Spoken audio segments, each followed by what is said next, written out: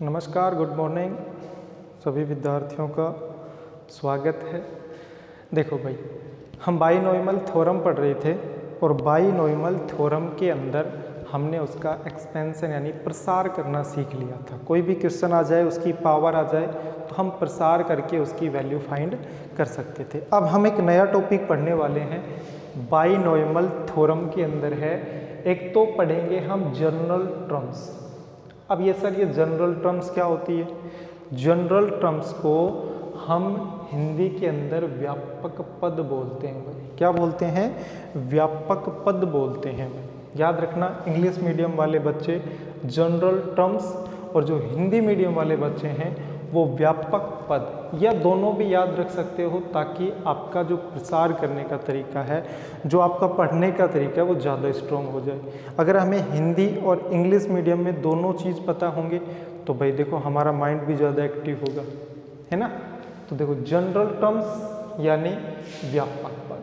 अगर मान लीजिए a+b⁴n कोई क्वेश्चन है और हमें उसकी जनरल टर्म्स निकालनी है, व्यापक पद निकालना है, तो व्यापक पद को tr+1 से लिखा जाता है भाई। किससे लिखा जाता है? tr+1 से लिखा जाता है। ये फॉर्मूला हमें याद रखना पड़ेगा, NCR, a⁻n−r। a क्या है? a जो आगे का जो पद है वो a होगा, पीछे का पद है वो b होगा, यानी b⁻r। तो ये आपको फॉर्मूला याद रखना पड़ेगा। ये फॉर्मूला कब काम आएगा? या तो आपको जनरल टर्म्स निकालने हैं या फिर आपको गुणांक निकालने हैं। क्या निकालने हैं? गुणांक। और गुणांक का मतलब कोफिशिएंट निकालना है आपको। कोफिशिएंट निकालना है यानी गुणांक निकालने हैं, तो आप इस फॉर्मूले का प्रयोग करोगे। ठीक है, यानी जनरल टर्म्स निकालनी हो, व्यापक पद निकालने, या हमें कहा जाए कि गुणांक ज्ञात कीजिए, तो गुणांक निकालने के अंदर भी ये हमारे काम आने वाली है। ठीक है, ठीक है सर। आगे अब इसमें एक नया टॉपिक और पढ़ेंगे, मिडिल टर्म। अब ये सर, मिडिल टर्म्स क्या होती है? मिडिल का मतलब पता है सर, मध्य, और टर्म्स का मतलब होता है पद, यानी हमें क्या निकालना है? मध्य पद। तो मध्य पद के लिए दो कंडीशन आएंगे भाई। कितनी कंडीशन आएंगी? दो कंडीशन आएंगी। सर कौन कौन सी आएंगी? तो देखो, अगर a+b⁴n, a+b कुछ भी हो सकता है, इसकी पावर n भी कुछ भी हो, लेकिन अगर n इवन नंबर हो, इवन नंबर का मतलब क्या है भाई? अगर n सम संख्या हो तो मध्य पद का फॉर्मूला क्या होगा? सुनो भाई, मध्य पद, और मध्य पद का मतलब क्या है? Middle terms. मध्य पद इज इक्वल टू, कब के लिए?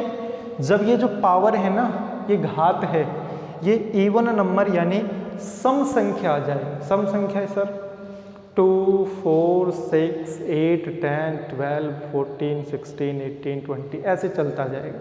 यानी जो 2 का मल्टीपल होते हैं वो सारे नंबर सम संख्या कहलाते हैं। क्या कहलाते हैं? सम संख्या कहलाते हैं। तो इस बात का थोड़ा विशेष ध्यान रखना। अगर मिडिल टर्म्स निकालनी है और पावर में इवन नंबर है, सम संख्या है, मध्य पद है, तो हमें मध्य पद निकालने के लिए आपको यूज करना पड़ेगा n+2/2।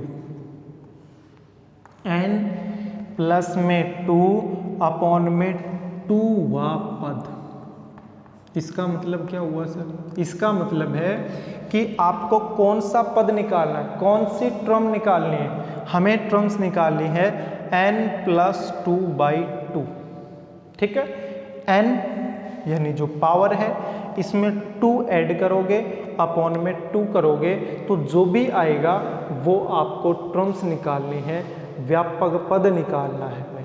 ठीक है, ठीक है सर। इसके अलावा एक पार्ट और देखो, दूसरा पार्ट आता है a+b इसकी पावर n, और यहाँ n इवन नंबर था, सम संख्या थी भाई, और यहाँ n is equal to odd number, और ओड नंबर का मतलब मैं कह सकता हूँ कि सर विषम संख्या, विषम संख्या जानते हो ना भाई, भाई सम संख्या को हटा दो तो बाकी विषम संख्या तो रह गई। विषम संख्या कौन सी? 1, 3, 5, 7, 9, 11, 13, ये सारी है विषम संख्या। यानी टू के जो मल्टीपल नंबर हैं वो तो सम संख्या होंगी, इवन नंबर होंगी, इसके अलावा जो बच गया वो ओड नंबर यानी विषम संख्या। ठीक है भाई। तो मध्य पद 2 आने वाले हैं, तो मिडिल पद हैं वो 2 आने वाले हैं। सर हम मध्य पद ही नहीं समझ रहे क्या है? मध्य पद का मतलब है बीच का पद, मध्य पद। जैसे मान लीजिए ये लिख दिया मैंने x² + 2x + 5। मैंने कहा कि इसके लिए मिडिल टर्म बता दो आप, मिडिल टर्म बता दो, तो क्या कहेंगे हम? मिडिल टर्म्स यानी मध्य पद बता दो। मध्य पद का मतलब होता है बीच का, यानी जो बीच के अंदर है उसकी बात कर रहा है।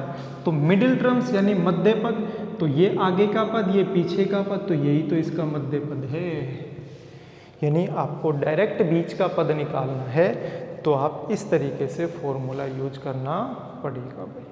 ठीक है। जनरल टर्म्स, व्यापक पद। व्यापक पद का मतलब है कि पहला पद निकालना है आपको, दूसरा निकालना है आपको, तीसरा निकालना है, चौथा निकालना है।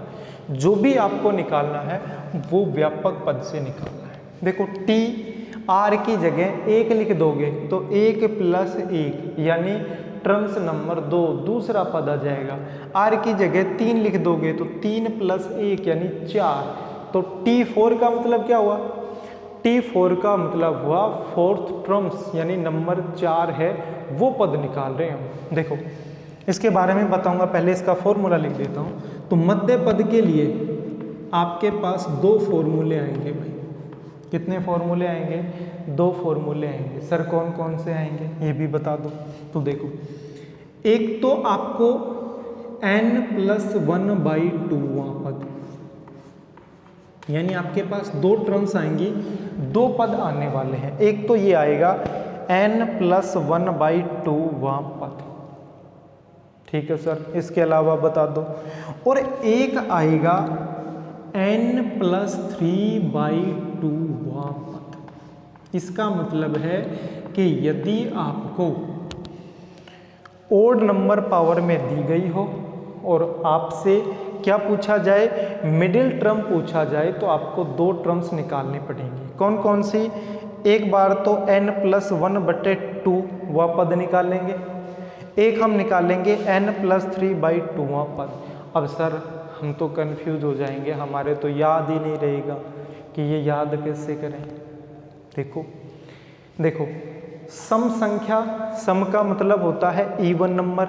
इवन नंबर यानी 2, 4, 6। तो देखो इसके अंदर मैंने n के अंदर सम संख्या जोड़ी कि नहीं जोड़ी है? देखो 2 सम संख्या ही तो है। इसके अंदर विषम संख्या जोड़ी है। देखो 1 क्या है? विषम संख्या। 3 क्या है? विषम संख्या। यानी विषम संख्या में विषम संख्या ऐड करके डिवाइड करना है और सम संख्या में सम संख्या ऐड करके डिवाइड करना है। लो सर कंफ्यूज दूर हो गया कि सम में n+2/2 पद आएगा, विषम के अंदर n+1/2 पद और दूसरा क्या आएगा? n+3/2 पद। ये आपको जैसा मैंने लिखा है ऐसा का ऐसा याद करना पड़ेगा। टर्म्स का मतलब समझो, मतलब T1 का मतलब है पहली टर्म्स यानी पहला पद, T2 का मतलब है दूसरा, T3 का मतलब है नंबर 3 टर्म और T4 का मतलब है 4th नंबर का टर्म। यानी यहाँ देखो 5 लिखा, 4 यानी पहला पद, दूसरा पद, तीसरा पद, चौथा पद। आपने जीपी और एपी के अंदर पढ़ा होगा। एपी आपके 10th क्लास में है जिसको हम समांतर श्रेणी बोलते हैं। तो उनके पहले पद को T1, दूसरे पद को T2, तीसरे पद को T3। इसका मतलब terms first, terms second, terms third, terms fourth, ऐसे चलता जाएगा भाई। ठीक है। जब भी आपको कोई भी टर्म निकालनी है यानी कोई भी पद निकालना है तब भी आपको इसी फॉर्मूले को यूज करना है। कोई भी गुणांक निकालना है तब भी ये फॉर्मूला काम में आएगा। जनरल टर्म्स काम में लेनी है, व्यापक पद काम में लेना है। जब आपको कोई भी पद निकालना है, जैसे कोई कहे कि दूसरा पद निकालो, तब भी ये काम में लोगे। कोई कहे चौथा पद निकालो, तब भी ये काम में लेना है। कोई कहे 10वां पद निकालो, तब भी यही काम में लेना है भाई। ठीक है, अब कैसे यूज करेंगे ये अब सीख लो भाई। इसको मैं मिटा रहा हूँ। अब हम क्वेश्चन करने वाले हैं ताकि आपको अच्छे से समझ में आ जाए कि सर ये टर्म्स क्या है, मध्य पद क्या है, व्यापक पद क्या है। देखो भाई, मिटा देता हूँ मैं इसको। ये आपका फॉर्मूला है तो फॉर्मूला मैं रहने देता हूँ।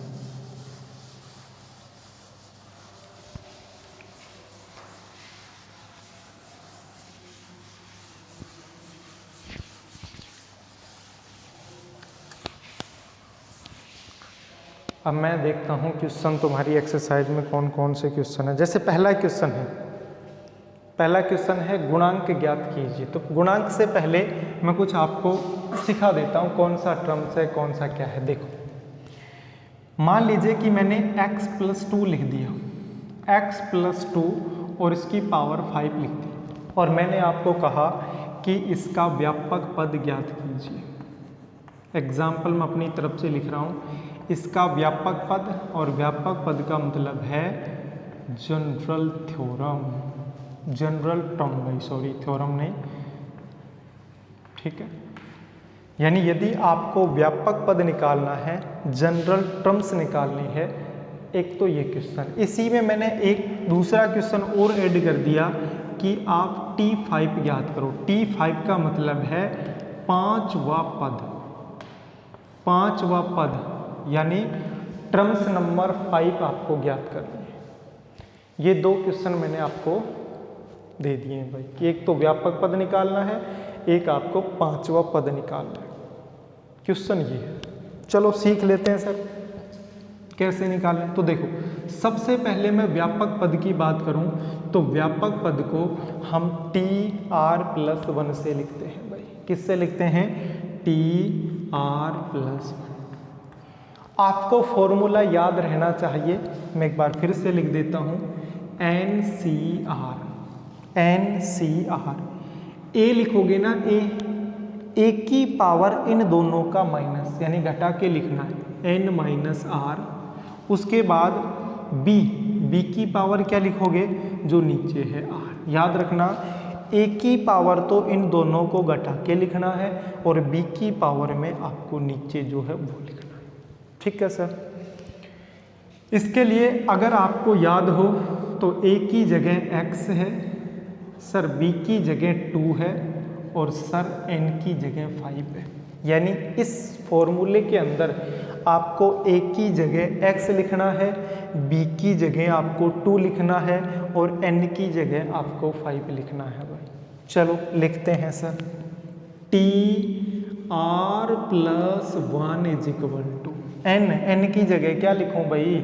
n की जगह सर 5 लिख दो, 5CR। ए यानी x, और x की पावर n-r। n-r का मतलब इन दोनों का माइनस ही तो बताया था मैंने, तो इन दोनों का माइनस क्या आ जाएगा? 5-r। b यानी क्या है? 2 है, यानी 2, और उसकी पावर r, उसकी पावर r का मतलब यहाँ पे r, ये लो। ठीक है, ये इसका आंसर आ गया, ये इसका व्यापक पद आ गया, या इसको हम बोल सकते हैं कि इसकी जनरल टर्म्स आ गई है भाई। ठीक है।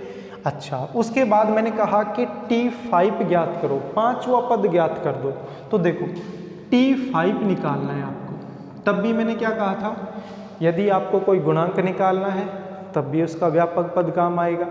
यदि आपको कोई टर्म्स निकालनी है, दूसरा टर्म्स, तीसरा, चौथा, पांचवा, तब भी आपको जनरल टर्म्स यानी व्यापक पद ही काम में लेना है। आपको T5 निकालना है, और T5 का मतलब है TR+1।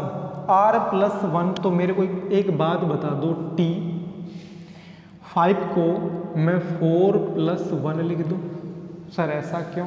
क्योंकि यदि आपको कोई पद निकालना है तो उसके अंदर r की वैल्यू भी फाइंड करनी पड़ेगी।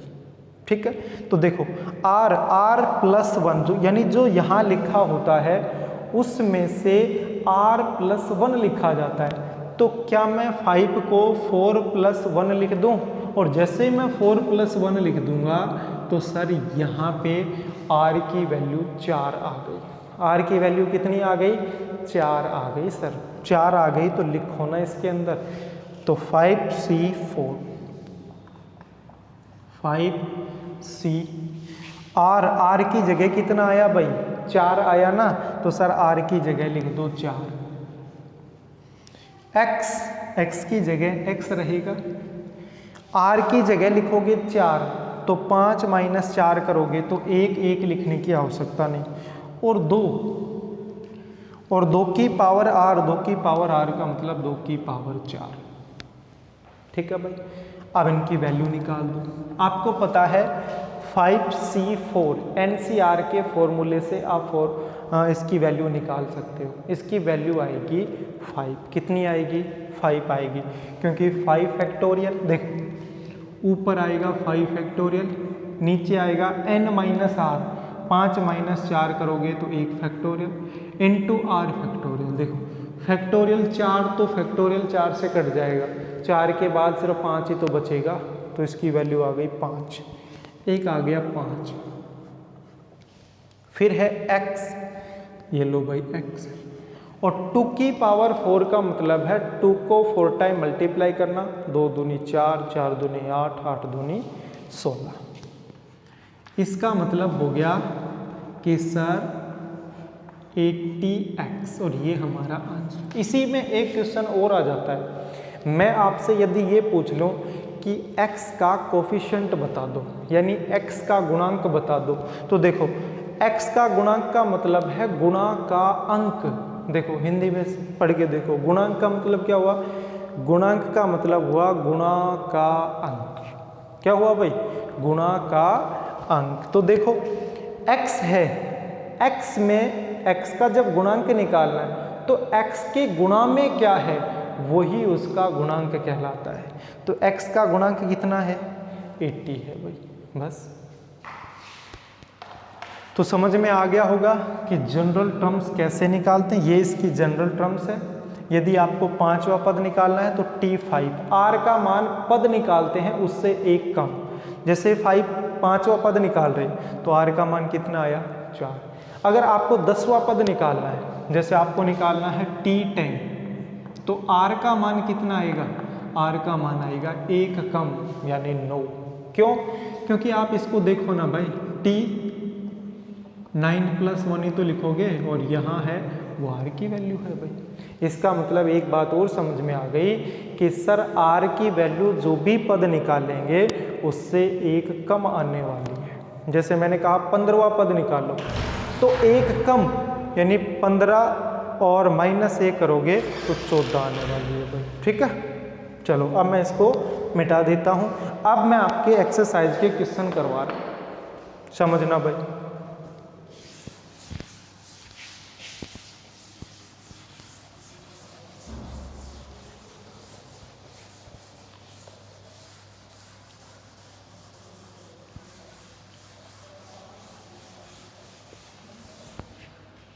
पहला क्वेश्चन है कि x प्लस 3, फर्स्ट क्वेश्चन ये है x प्लस 3, इसकी पावर 8, इसकी पावर कितनी है? 8। तो x की पावर 5 का गुणांक ज्ञात कीजिए। x की पावर 5 का गुणांक, और गुणांक का मतलब आपको पता ही है, कोफिशिएंट पूछ रहे हैं आपसे। क्या पूछ रहा है? कोफिशिएंट निकालना यानी गुणांक निकालना। बिल्कुल सिंपल सा है, समझो कैसे। देखो डायरेक्ट बता सकते हैं हम कि इसका गुणांक क्या आएगा, वरना आप इसमें देखो NC0, NC1, NC2 ऐसे करते जाओ, उसके बाद बता दो। जब प्रसार करते हैं ना, जैसे हमारा आंसर आ गया 20x की पावर 5, 15x की पावर 4, मान लीजिए 16x³ + 5। मान लीजिए इसको सोल्व किया हमने, जैसे हमने 8.1 में किया था, इस प्रकार से आंसर आ गया, तो वो तो बहुत टाइम लगने वाला है और प्रत्येक क्वेश्चन इस मेथड से हो भी नहीं पाएगा। अब मैं पूछूं कि x⁵ का कोफिशिएंट बता दो, कोफिशिएंट का मतलब है गुणांक बता दो, तो x⁵ का गुणांक यानी जो गुणा के अंदर है क्या है 20, तो हम कह देंगे कि सर 20 है। मैंने कहा x³ का गुणांक बता दो, तो x³ के गुणा में क्या है 16 है, तो सर कह देंगे x³ का गुणांक 16 है ना। तो ये बात आपको पता होनी चाहिए, गुणांक का मतलब होता है गुणा का अंक। अब समझो कैसे निकालिए, मैं एक एक स्टेप समझाऊंगा, आपको स्टेप समझनी है, जो भी मैं समझाने की कोशिश करूं, समझना मेरी बात। सबसे पहले आप निकालोगे फर्स्ट स्टेप में TR+1, यानी सबसे पहले आपको जनरल टर्म्स या व्यापक पद निकालना है। पहली कंडीशन, सबसे पहले जब भी आपको गुणांक निकालना है तो पहले आप क्या करोगे, जनरल टर्म्स या व्यापक पद निकालोगे। फॉर्मूला आपके पास है, देखो आगे का है a की जगह लिखना है, पीछे है ये b की जगह लिखना है, ये n की जगह लिखना है और फॉर्मूला ये रहा, यानी आपको लिखना है TR+1 = n की जगह कितना लिखूं सर 8c। r का मान तो पता ही नहीं, अगर वो कहता कि 5वां पद निकालो तब तो पता है कि सर r का मान 1 कम होता है, यानी 4 लिख देंगे। आपसे कहे 10वां पद बता दो तब तो हम डायरेक्ट बता देते कि सर r का मान तो 9 होगा, लेकिन यहाँ तो ऐसा तो कुछ पूछा ही नहीं, यहाँ तो गुणांक पूछा है, कोफिशिएंट पूछा है हमसे, ना कि कोई पद पूछा है। ठीक है सर, r का मान नहीं पता, a की जगह बताओ क्या लिखूंगा सर x, इसकी पावर में n-r, इन दोनों को घटा के यानी 8 - r। फिर b यानी 3 और इस 3 की पावर r का मतलब तो सर हमें पता ही नहीं, ये हो गया। मेरे हिसाब से आपको कोई दिक्कत भी नहीं होगी। अब देखो पहली स्टेप में क्या करना है, जनरल टर्म्स यानी व्यापक पद निकालना है, निकाल दिया। दूसरी स्टेप में चलो, दूसरी स्टेप में आपको क्या करना है, इधर x है ना, इधर जो x है वो उठा लो, यानी x की पावर 8 - r है, यहाँ x की पावर क्या है 8 - r, बराबर लिख के आपको गुणांक किसका निकालना है, सर मेरे को गुणांक निकालना है x की पावर 5 का, तो सर इसके बराबर x की पावर 5 लिख दो। मेरी बात समझना फिर से, यहाँ जो x लिखा मिलेगा, x की पावर कुछ भी हो कोई मतलब नहीं, वो लिखोगे, बराबर में गुणांक किसका निकालना है, जैसे x की पावर 5 का निकालना है तो x की पावर 5 लिख दोगे। मैंने कहा x की पावर 7 का गुणांक निकालना है तो बराबर में x की पावर 7 लिखोगे भाई, ठीक है। अच्छा, उसके बाद समझना, ये दोनों मैंने बराबर लिखे हैं, अगर इनका बेस इक्वल है तो बताओ इसकी पावर इक्वल होंगी कि नहीं होंगी। ये तो छठी क्लास में पढ़ा होगा मेरे भाई कि अगर किसी का बेस इक्वल है तो उसकी पावर भी इक्वल होगी, यानी जिसका आधार बराबर है तो उसकी घात भी बराबर होती है। तो सर 8 - r बराबर हो जाएगा 5 के। ऊपर जो घात है ना 8 - r, ये किसके बराबर आ गई, 5 के बराबर आ गई, क्योंकि जिसका आधार बराबर उसकी घात भी बराबर। ठीक है सर, आगे क्या करना है, r का मान निकालना। ऐसा करो, इसको इधर लेके आओ, पक्षांतर करके इसको इधर भेज दो, तो r = 8 इधर है, इसको इधर लेके आओगे तो -5, 8 - 5 करोगे तो 3 आने वाला है, इसका मतलब r का मान निकालना है। जब भी आपको गुणांक निकालना है तो r का मान निकालना है। कैसे निकालोगे, x का जो भी पार्ट है उसके बराबर लिखना है जिसका भी गुणांक आपसे पूछा जाए। x की पावर 7 तो x की पावर 7 लिख दो, x की पावर 10 का गुणांक तो बराबर में x की पावर 10, या ऐसा कहें कि जो इसकी घात है उसके बराबर जिसका गुणांक निकालना है उसकी घात के बराबर रख दो, r का मान आ जाएगा। पहली step general terms, second step equal रख के r की वैल्यू फाइंड करना, थर्ड स्टेप बस थर्ड स्टेप में इसके अंदर r की वैल्यू रख दो। आपको ये लिखना है x की पावर 5 का गुणांक, या मैं कहूँ चलो नहीं समझोगे आप, r का मान रखो, r का मान सर 3 + 1 8, फिर c r की जगह सर 3 आया है, x की पावर 8 - 3 लिखोगे, r की जगह 3 लिखोगे तो 8 - 3 करोगे तो बताओ x की पावर 5, x की पावर 5 ही तो चाहिए था हमें, 3 की पावर r यानी 3 इज इक्वल टू, इसकी वैल्यू हमें निकालनी है NCR के फॉर्मूले से। देखो NCR फॉर्मूला कहता है n factorial n - r factorial into r factorial. NCR और NCR हमारे पास क्या है 8C3 यानी 8C3 is equal to 8 factorial, 8 - 3 5 factorial, r factorial यानी 3 फैक्टोरियल। मेरी बात समझना बस, जो फैक्टोरियल 8 है ना इसको मैं फैक्टोरियल 5 में कन्वर्ट कर सकता हूँ। कैसे कर सकता हूँ समझो, फैक्टोरियल 5 मैंने अपनी तरफ से लिख दिया, फैक्टोरियल 8 का मतलब है 1 से लेकर 8 तक मल्टीप्लाई करना, तो 1 से 5 तक की जगह तो फैक्टोरियल 5 लिख दिया। अब आगे कौन रह गया 6 7 8, तो लिखो इंटू 6 इंटू 7 इंटू 8 अपॉन में फैक्टोरियल 5 है ही, फैक्टोरियल 3 का मतलब 1 इंटू 2 इंटू 3, 3 दूनी 6, ये कट गया, 7 इंटू 8 बच गया, और 7 का मल्टीप्लाई 8 से करोगे तो कितना आ जाएगा 56। 3 है इसकी पावर 3 है, 3 की पावर 3 का मतलब 3 का मल्टीप्लाई 3 बार करना, तो 3 गुणा 3 गुणा 3 तो कितना आ गया 27 और x की पावर 5।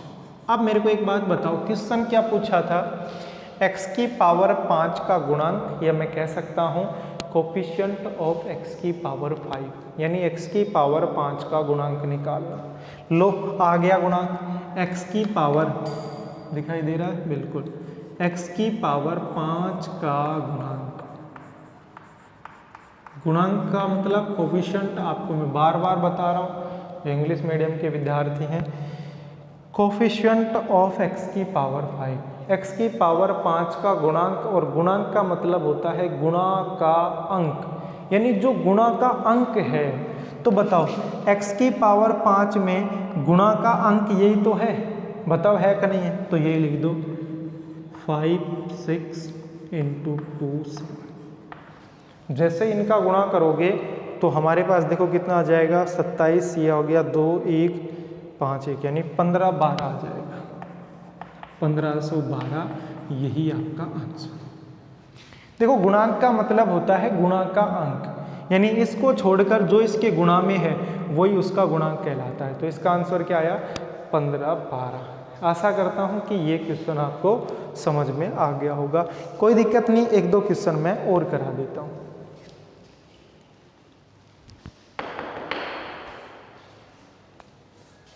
समझना, ऐसा ही एक क्वेश्चन और इसी में कर देता हूं मैं, एक क्वेश्चन अपनी तरफ से इसी में एक क्वेश्चन और ऐड कर देता हूं। मैंने आपको कहा कि x की पावर 3 का गुणांक बता दो, या x की पावर 5 था तो x की पावर 8 का गुणांक बता दो।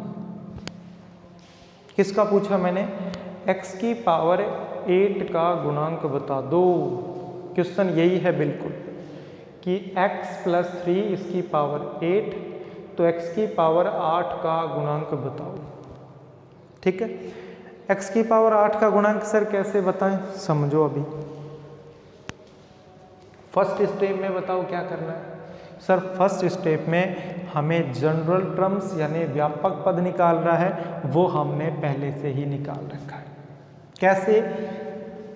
n की जगह 8CR x की पावर, यानी देखो a की जगह क्या है x और b की जगह क्या है 3, तो x की पावर 8 माइनस r, 3 की पावर r। ठीक है सर, इसको मेरे को मिटाना पड़ेगा भाई, क्योंकि नया क्वेश्चन आ गया तो नया गुणांक आने वाला है। अच्छा, उसके बाद क्या करना है, देखो फिर से वही तरीका, इधर x की पावर जो भी है 8 माइनस r, इसके बराबर बताओ मेरे को क्या लिखना पड़ेगा, जिसका कोफिशिएंट यानी जिसका गुणांक आपको निकालना है। तो किसका गुणांक निकालना है सर? x की पावर 8 का निकालना है। तो लो भाई, x की पावर 8 रख दिया मैंने। क्या रख दिया? x की पावर 8 रख दिया। जब इनका बेस इक्वल है, इतना दिमाग नहीं लगाना, बेस इक्वल है नहीं है, बस आपको तो क्या करना है, इधर की पावर 8 माइनस r बराबर लिखनी है इधर की पावर। 8 से 8 कैंसिल हो जाएगा, या पक्षांत करके लेके आओगे बात एक ही है। तो r इज इक्वल टू आ गया 0। देखो minus r is equal to 0, minus को दूसरी साइड भेज दो, माइनस से गुणा कर दो, r इज इक्वल टू आ गया 0। यानी r का मान यदि 0 रख देंगे तो हमें x की पावर 8 का गुणांक मिल जाएगा। ठीक है सर, ठीक है, r रखो इसके अंदर। Put r is equal to 0, यानी r की जगह हमें 0 लिखना है। किसके अंदर? जनरल टर्म्स व्यापक पद के अंदर लिखना है। लिखो सर, क्या आने वाला है, देखो t r की जगह 0, 0 plus 1 is equal to 8 c फिर 0 x की पावर r की जगह क्या लिखोगे 0, तो 8 माइनस 0 8 आएगा कि नहीं आएगा, x की पावर 8, 3 की पावर क्या लिखूं सर? 3 की पावर 0 लिखो। चलो इज इक्वल टू बताना भाई मेरे को, 8c0, यहाँ 0 आ गया ना, पावर कितनी भी हो अगर नीचे 0 आता है तो उसकी वैल्यू कितनी होती है? 1 होती है भाई। इसकी वैल्यू 1 हो गई। 3 की पावर 0, इसकी वैल्यू भी सर 1 हो गई। इसकी वैल्यू 1, इसकी वैल्यू 1, तो सिर्फ क्या बच गया? x की पावर 8 बच गया सर। मैंने तो x की पावर 8 नहीं पूछा, मैंने पूछा था कि x की पावर 8 का गुणांक बताओ, यानी गुणांक क्या आएगा ये हमें बताना है मेरे भाई। और गुणांक का मतलब होता है गुणा का अंक, यानी x की पावर 8 के गुणा के अंदर क्या है वो बताना है मेरे को। तो देखो भाई, x की पावर 8 है सर, इसके गुणा में तो कुछ भी नहीं है, कुछ भी नहीं है, तो 1 तो है, इसके गुणा में कुछ भी नहीं है, इसका मतलब 1 है इसके गुणा में। तो x की पावर 8 का जो गुणांक है वो कितना आया? वो आ गया 1, और यही हमारा क्या हो जाएगा? यही हमारा आंसर हो जाएगा भाई। बताओ समझ में आया कि नहीं आया? आज हमने क्या क्या पढ़ा है? आज हमने एक तो पढ़ा है जनरल टर्म्स व्यापक पद, फॉर्मूला रट लो, TR plus 1 is equal to NCR। एक की पावर इन दोनों को घटा के लिखना है, यानी n माइनस r। b की पावर क्या लिखना है? r लिखना है। अब ये व्यापक पद कहाँ कहाँ काम आएगा? कोई भी पद निकालना, चौथा पद निकालना हो, 5वां, 10वां, 15वां, तब ये काम आएगा। किसी भी पद का गुणांक निकालना हो या किसी भी पावर, जैसे x की पावर 8 का गुणांक निकालना हो, तब भी आपको यही फॉर्मूला लगाना है। ठीक है भाई, यानी गुणांक निकालना हो व्यापक पद का फॉर्मूला काम आएगा। कोई स्पेशल पद निकालना हो जैसे तीसरा पद, चौथा पद, 5वां पद, तो भी व्यापक पद काम आने वाला है भाई। अच्छा, व्यापक जैसे T5 निकालना है तो r का मान 1 कम, T11 निकालना है यानी 11वीं टर्म्स निकालनी है तो 1 कम, r का मान कितना? 10 हो गया। तो तो आज हमने 2-3 चीज़ पढ़ी है भाई। एक तो जनरल टर्म्स और एक हमने पढ़ा है मध्य पद, यानी जिसको हम व्यापक पद बोलते हैं भाई। क्या बोलते हैं? व्यापक पद बोलते हैं, ये पढ़ा। और एक हमने पढ़ा मध्य पद यानी मिडिल टर्म्स। सम इवन नंबर के लिए अलग है, n+2/2वां पद। ओड नंबर के लिए अलग है जिसमें 2 पद आते हैं, एक तो आएगा n+1/2वां पद और एक आएगा n+3/2वां पद। कल हम एक तो गुणांक के बारे में पढ़ेंगे, इसके अलावा मध्य पद निकालना भी सीखेंगे भाई, ठीक है। तो आज की जो हमारी सभा थी, जो मीटिंग थी, वो हम यहीं पे समाप्त करते हैं। बाकी हम नेक्स्ट क्लास में पढ़ेंगे भाई, ठीक है। तो मैं आशा करता हूँ कि भाई आप सभी स्वस्थ होंगे, सुरक्षित होंगे। घर पे रहो भाई, बाहर तो घूमना ही नहीं है, कोविड-19 चल रहा है। घर पे रहो, सुरक्षित रहो, आराम से पढ़ो। लिंक आपके पास सेंड कर दिया जाता है। 2 आपके पास चैनल है, SKJ स्टडी हब, जिस पे मैं अपलोड कर देता हूँ। उसके बाद ये वीडियो स्कूल का जो चैनल है APS बासनी, उसके ऊपर भी अपलोड कर दी जाती है। ग्रुप में आपके पास लिंक भेज दी जाती है। इसके अलावा मैं ध्यान से आपको बताना चाह रहा हूँ कि जो बायोलॉजी के विद्यार्थी हैं वो भी मैथ की क्लास एक बार लेके ज़रूर देखें भाई। अभी डिसाइड ना करें कि मेरे को मैथ लेना है, मेरे को बायोलॉजी लेना है। सबसे पहले आपको टारगेट चुनना पड़ेगा कि आगे मेरे को करना क्या है। मेरे को कोई फौज पुलिस में लगना है, एयरफोर्स में लगना है, नेवी में लगना है या डॉक्टर बनना है। तो सबसे पहले आप अपना काम फिक्स करो कि भाई मेरे को तो डॉक्टर बनना है, मेरे को तो एयरफोर्स में लगना है, मेरे को तो इंजीनियर बनना है। तो पहले अपना टारगेट फिक्स करो, उसके बाद ही सिलेक्ट करो कि मैथ लेनी है बायोलॉजी। आप जो बायोलॉजी जिसने माइंड में कर रखा है, एक बार मैथ पढ़ के ज़रूर देखें, ठीक है। तो आज के लिए इतना ही। थैंक यू, शुक्रिया, take care, have a nice day, bye bye.